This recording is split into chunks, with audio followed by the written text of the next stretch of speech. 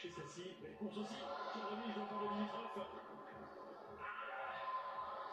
C'est pour les c'est le premier match entre un des conducteurs aussi. Exceptionnel. Bien le pour revenir à 5-4 et récupérer une chance encore de revenir. Sinon, c'était presque fini.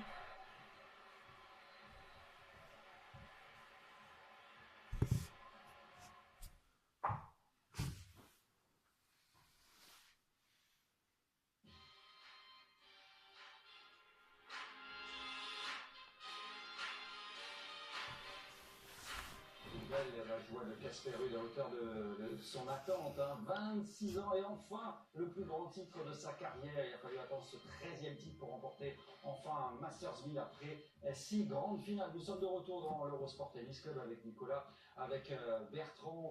On va revenir, on va décortiquer.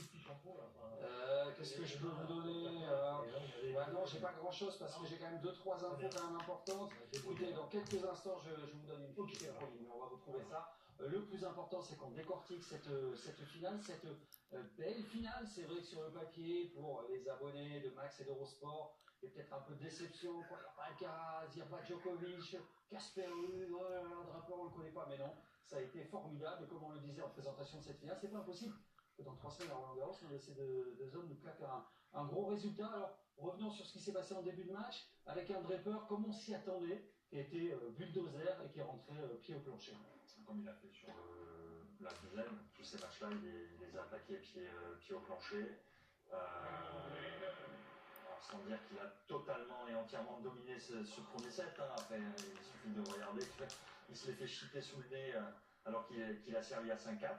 Et j'ai trouvé après, moi, petit à petit, malgré le fait quand même qu'il gagne cette deuxième manche, que physiquement, plus le match avançait, plus ça me donnait compliqué. N'allez pas trop vite, on voit d'abord ce premier set où en effet il a servi quand même pour le set.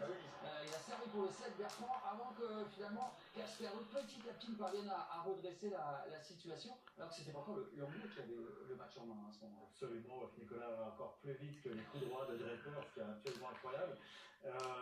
Oui, il a dominé le premier set, c'est vrai que ça joue peut-être cette finale, parce que 5-4, s'il gagne la première manche, c'est une autre dynamique. Certes, il est revenu après dans le deuxième set, mais ça a joué physiquement aussi, ça a été plus long, ça a fait un match plus long, on a bien vu que sur la fin, il était quand même physiquement le moins bon des deux joueurs.